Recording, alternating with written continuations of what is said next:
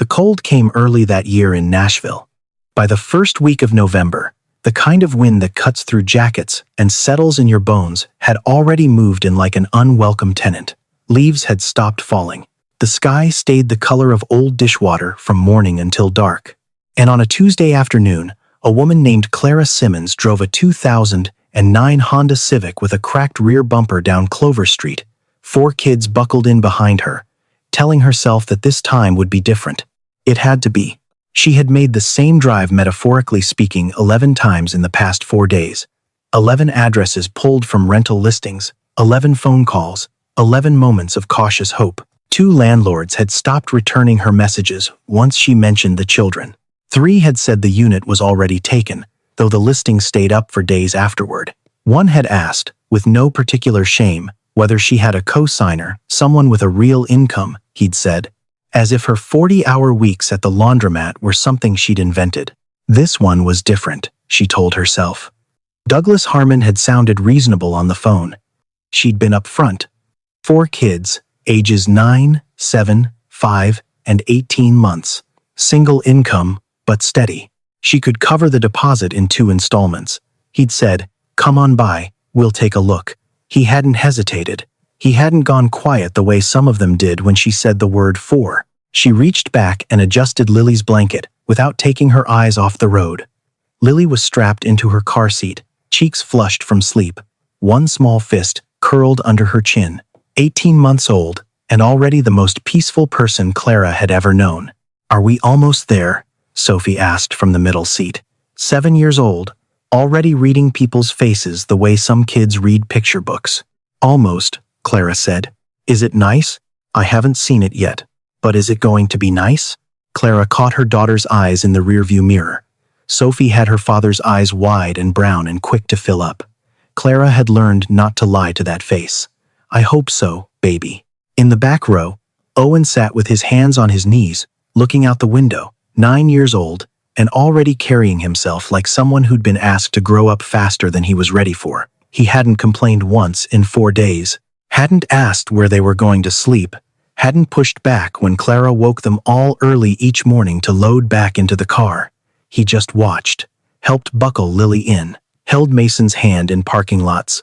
Mason was coughing again, the low, rattling cough that had been coming and going since October. Clara had the pediatrician's number saved. She kept telling herself she'd call once things settled. 3 miles away, on the other side of the same November sky, Diane Harmon was unloading groceries from the back of her Subaru.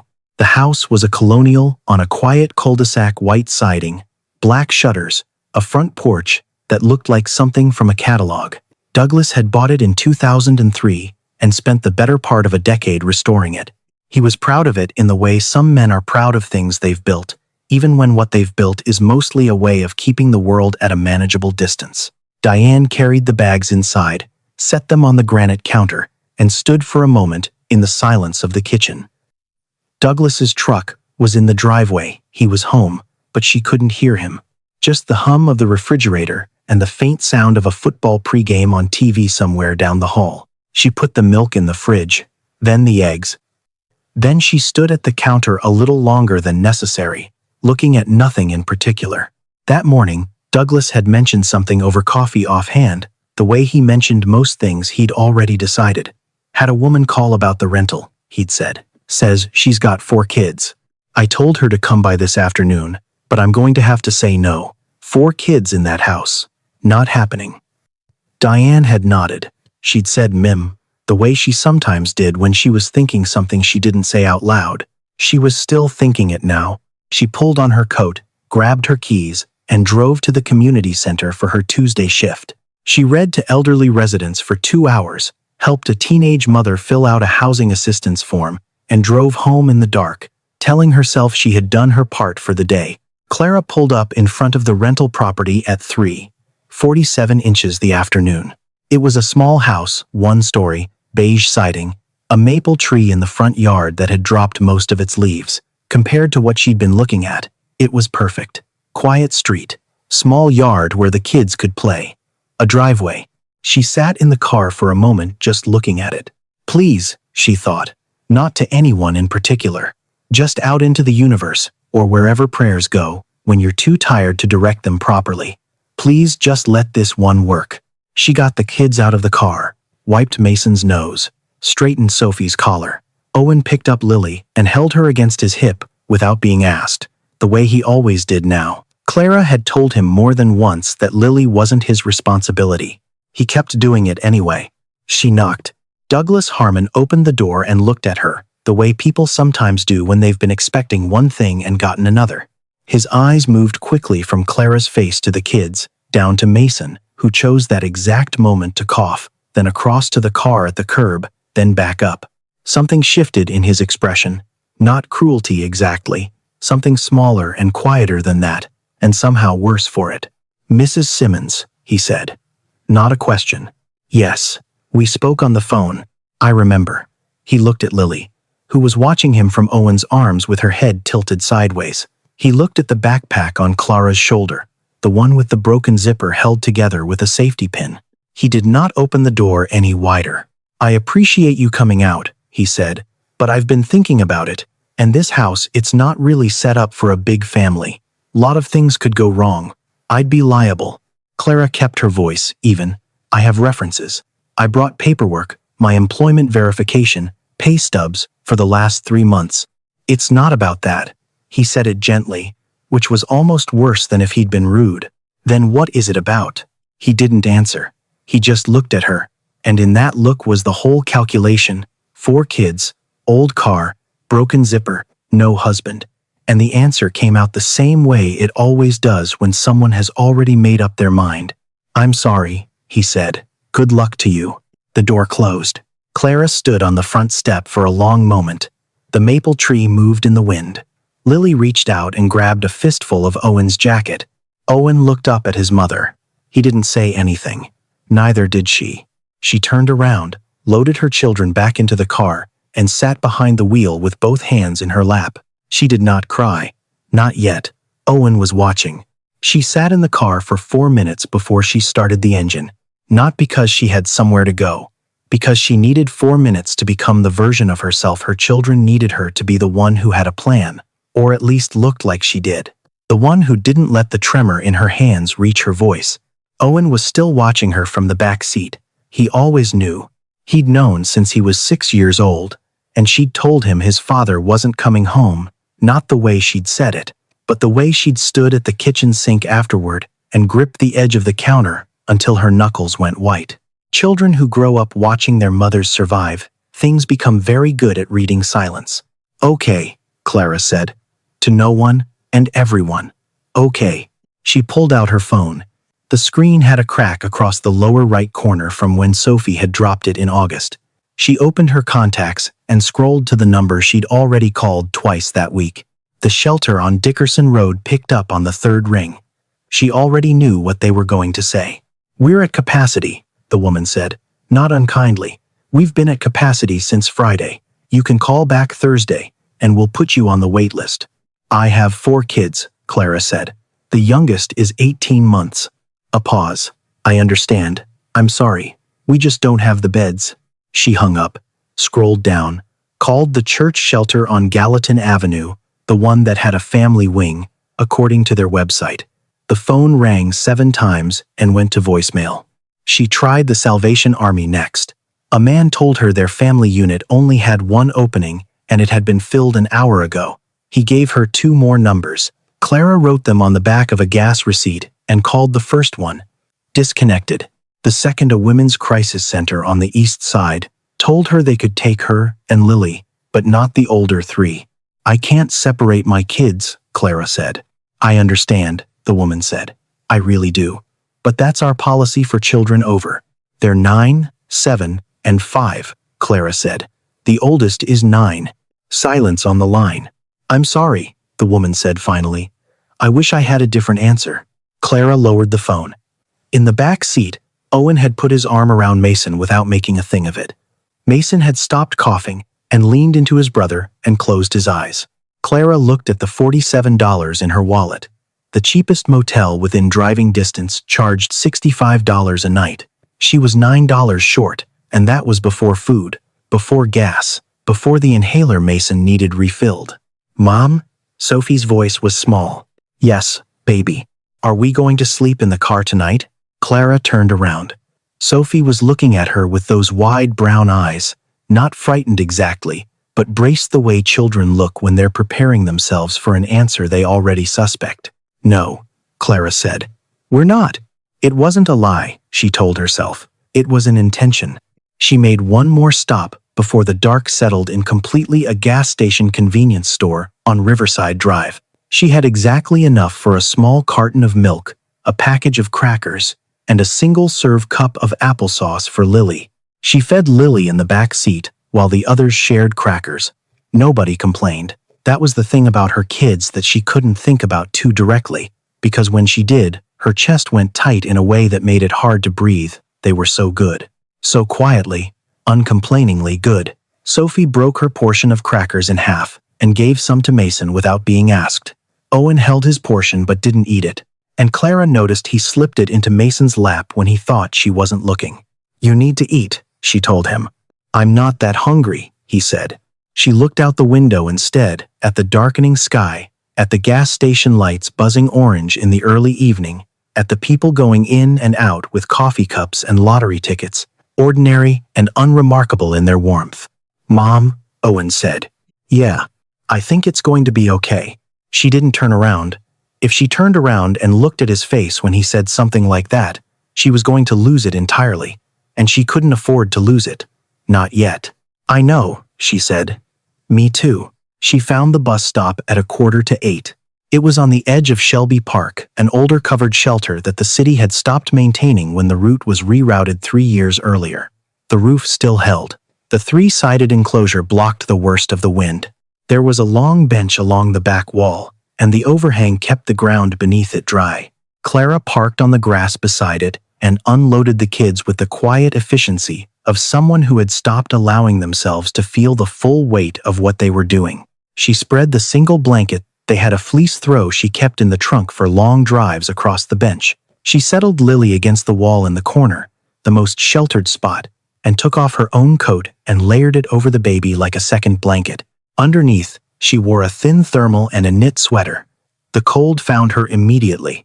"Scoot in," she told Sophie and Mason. They pressed together under the fleece. Owen sat at the end of the bench, back straight, feet flat on the ground. "Owen, lie down." "I'm good," he said. "Baby, lie down. You need to sleep." "I'll sleep in a little while." She looked at him at the set of his jaw, the careful composure of his eyes, and understood that he had appointed himself her sentry, this 9-year-old boy, in a too small jacket, and that there was nothing she could say to talk him out of it. She sat down beside him instead, let him keep his post, put her arm around him and felt him lean into her, just slightly, the way he used to when he was small, and the world hadn't asked so much of him yet. For a while it was almost quiet. The park was empty. Somewhere across the water, a car alarm went off and then stopped. Lily breathed in her little nested warmth. Sophie and Mason tangled together under the blanket. Clara looked up at the underside of the shelter roof and did not let herself think past the next hour. Just this hour. Keep them warm through this hour. By 10 o'clock, the temperature had dropped another 8 degrees. Mason woke with a coughing fit deep and rattling, the kind that made Clara press her hand against his back and count the seconds until it passed. He was half asleep through it, coughing into her shoulder, and then it eased and he went slack again. But Sophie was awake now, sitting up with the blanket pulled to her chin, and her eyes in the dark were wet. "I'm hungry," she said, very quietly, the way she said hard things, not as a complaint, just as a fact she needed someone to know. "I know," Clara said. "I know, sweetheart.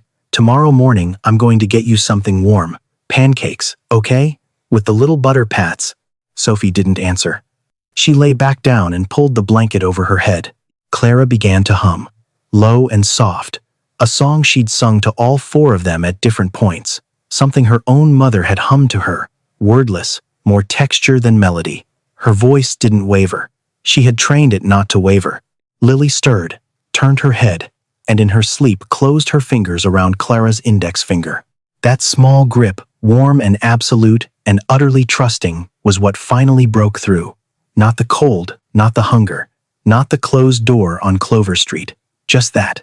The fact that Lily's hand still reached for her in the dark without hesitation, without knowing that tonight there was no warm room, no crib, no certainty on the other side of that reach.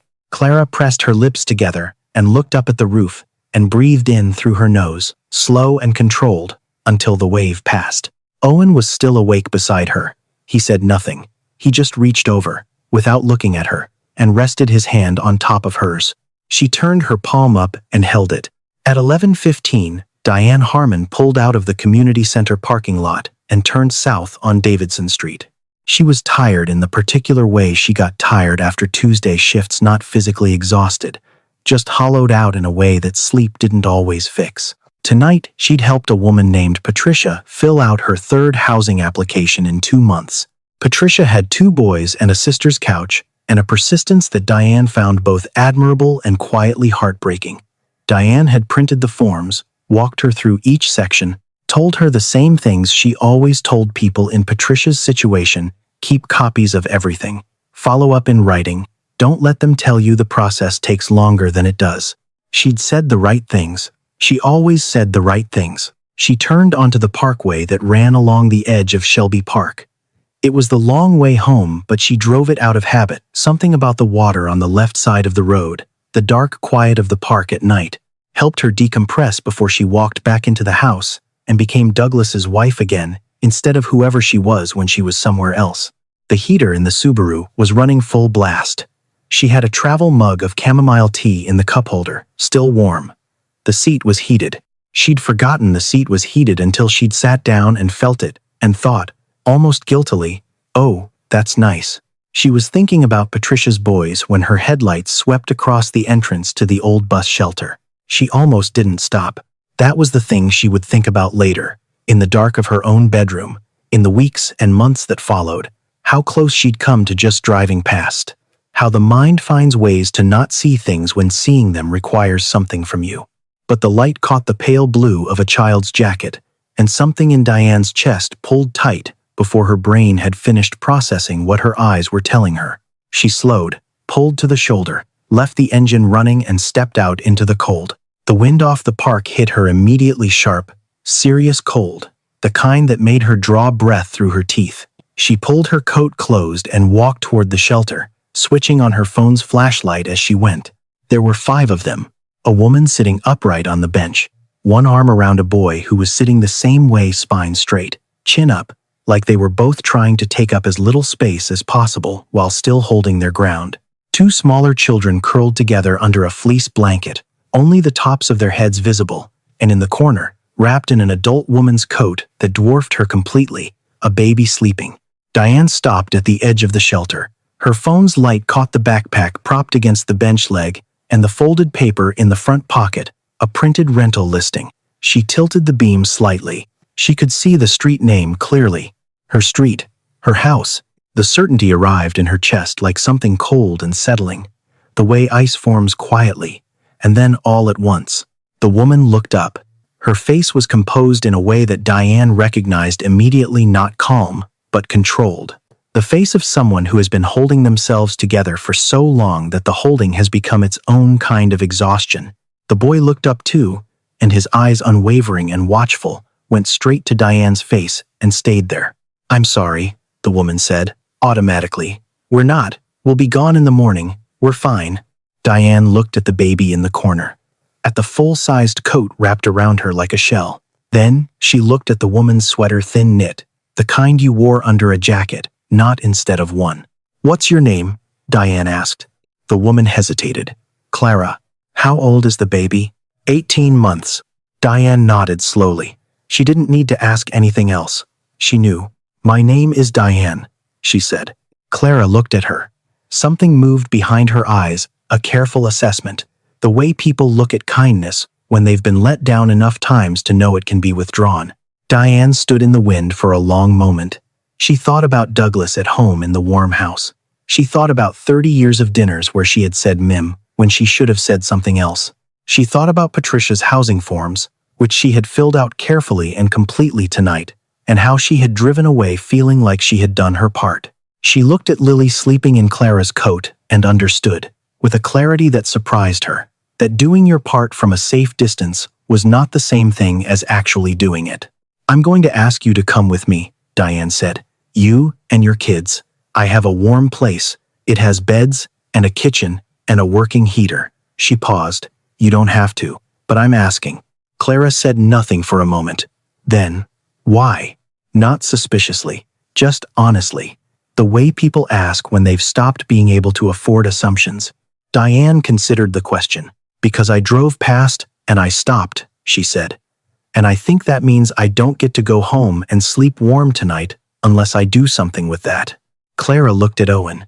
Owen looked at his mother, and whatever passed between them in that look was a whole conversation that Diane wasn't meant to hear. Then Clara stood up. She lifted Lily, coat and all, and held her against her chest. "Okay," she said. Diane's hands were steady on the wheel the whole drive over. She didn't call Douglas. She picked up her phone at a red light, held it for a moment, and set it back down. What would she say? She didn't have an answer that felt honest enough to speak out loud, so she drove in silence instead. In the back seat, Sophie had fallen asleep against Mason before they even reached the highway on-ramp. Owen sat behind Diane, upright, watching the city lights go past. Clara rode in the front with Lily in her lap, one hand on the baby's back, and said almost nothing. But once, when they stopped at a long light, she pressed her forehead briefly against the top of Lily's head and closed her eyes. Diane looked back at the road and did not say anything either. Some moments don't need words placed inside them. The rental house on Clover Street was 40 degrees inside when Diane unlocked the door. She found the thermostat in the hallway and turned the heat up to 70, heard the furnace kick on with a low rumble that sounded, in the silence of the empty house, almost like relief. She found blankets in the hall closet and spread them on the living room floor, while Clara carried Lily in and set her down on the makeshift bed. The baby didn't wake. Sophie and Mason curled up beside her without being asked, pulled the blanket to their chins, and were asleep in minutes with the ease of children whose bodies had been waiting all night for permission to stop. Owen stood in the middle of the room and looked around. "You can lie down," Diane told him. "I'll be right here." He looked at her for a moment, that same level, measuring look, and then he sat down on the edge of the blanket, and then he lay down, and within 10 minutes, his breathing had evened out too. Diane went to the kitchen. She found a can of chicken soup in the cabinet, heated it on the stove, and brought 2 mugs to the living room. She and Clara sat on the floor with their backs against the wall, the sleeping children between them, and drank soup in the quiet. "You don't have to explain anything," Diane said. "I know," Clara said, "but if you want to." "Not tonight." Clara looked at her kids. "Tonight I just want to watch them sleep." Diane nodded. She wrapped both hands around her mug and watched them too, the slow rise and fall of the blanket, Lily's fist loosely open on the floor, Owen's hand still resting near his mother's side of the room even in sleep, still close. The furnace ticked. Outside, the wind moved through the maple tree in the front yard. Diane thought about Douglas in their house a half-mile away, asleep, unaware. She thought about what morning would bring. She thought about the key she'd used to open this door and about the fact that she was not afraid of what she'd done. That was the most surprising thing. After all the years of nodding and rinsing and going to bed without saying what she thought she had done one unambiguous thing, and she was not afraid of it. She finished her soup, turned off the kitchen light, and sat with Clara Simmons and her 4 children in the warm dark until the furnace had done its work and the cold outside was just a sound the windows held at a distance. Douglas Harmon woke at 6:15 the way he always did, without an alarm, without ceremony. He made coffee, drank it standing at the kitchen counter the way he had every morning for 30 years, and looked out the window at the backyard in the early gray light. Diane's side of the bed had been empty when he woke. Her coat was gone from the hook by the door. Her car was not in the driveway. He finished his coffee, put on his jacket, picked up his keys. He needed to check on the rental. There was a loose fitting under the kitchen sink he'd been meaning to look at all week, and he had a prospective tenant coming by on Friday. Responsible landlord, stayed on top of things. He pulled up in front of the house on Clover Street at 7:20 and noticed the Subaru immediately. He sat in his truck for a moment, engine idling, looking at his wife's car parked in the driveway of his rental property. He walked to the front door. It was unlocked. He pushed it open. The smell hit him first chicken soup, faint and warm, and underneath it the particular stuffiness of a house that had been cold and then heated quickly. The thermostat in the hallway read 70 degrees. He stepped into the living room doorway and stopped. 4 children on the floor, asleep beneath 2 of the blankets from the hall closet. The smallest one, Lily, was curled in the center like something precious nested there, still wrapped in Diane's dark green coat, the one with the frayed patch on the left cuff. The oldest boy lay closest to the door, one arm stretched out in front of him even in sleep, as if even now he was standing guard. Douglas stood in the doorway and did not move. Douglas. He turned. Diane was standing in the kitchen doorway, holding a mug, looking at him with an expression he hadn't seen before, or maybe had seen, and stopped noticing. Behind her, at the kitchen table, sat Clara Simmons. She was looking down at the table, both hands around her own mug, giving him nothing, waiting. Owen was awake now. Douglas hadn't seen him open his eyes, but they were open, and they were on Douglas's face, dark and level, and entirely without apology. Douglas looked away first. There was something on the kitchen table near the edge, a small piece of paper, slightly crumpled, a child's drawing in crayon on the back of a receipt. A house with a triangular roof, and a curl of smoke from the chimney, and 4 small figures out front, and one larger one beside them. Below it, in the careful, oversized letters of a child who had recently learned to write, "Thank you." Douglas picked it up. He didn't mean to. His hand just moved. He looked at it for longer than he intended to. Behind him, Sophie pulled her blanket tighter without waking. Mason had one arm thrown over his sister's shoulders. Douglas set the drawing back on the table, carefully, face up. He looked at Diane. She was watching him do all of this. She had been watching him, he understood now, with a patience that had nothing soft in it. "You used the key," he said. "I did. You should have called me." "Yes," Diane said. "I should have. Last night, before I brought them here, I should have called you." She set her mug down on the counter. "I also should have said something yesterday morning when you told me you were going to turn her away. I didn't.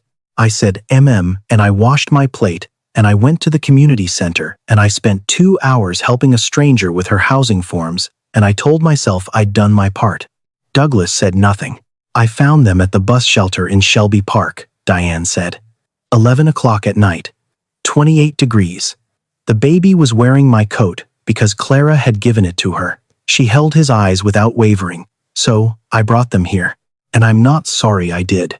Douglas looked at Clara, who had still not looked up from the table. "Mrs. Simmons," he said. She looked up. He had expected her to look angry, or frightened, or desperate, in the way people are when they need something from you. She looked none of those things. She looked tired in a very deep and specific way, and composed in an equally deep and specific way, and she looked at him with the uncomplicated directness of someone who has run out of energy for pretending. He thought about the door he had closed, the way he had assessed her in 4 seconds on his own front step, and decided not cruelly, he told himself, just practically, just reasonably, that she was too much risk. He stood in his rental property in the early morning and wondered, for the first time, how long he had been confusing those 2 things, risk and inconvenience, liability and the simple preference for not being troubled. He didn't arrive at an answer. He wasn't sure he was meant to, not here, not this quickly. But the question settled into him in a way he could tell it wouldn't leave. Diane reached into her coat pocket and set a key on the kitchen table. She pushed it across until it rested in front of Clara. "First month is covered," Diane said. "After that, we work out a proper lease. Normal rate, same as anyone." She looked at Clara steadily. "You have a job. You can do this." Clara looked at the key. She didn't reach for it immediately. "Douglas," Diane said, without looking at him, "do you have something to say to Mrs. Simmons?" The room was very quiet. Lily stirred on the floor, a small waking sound, and Clara was half out of her chair before she caught herself and stilled, listening. Lily settled back into sleep. Douglas pulled out the chair across from Clara and sat down.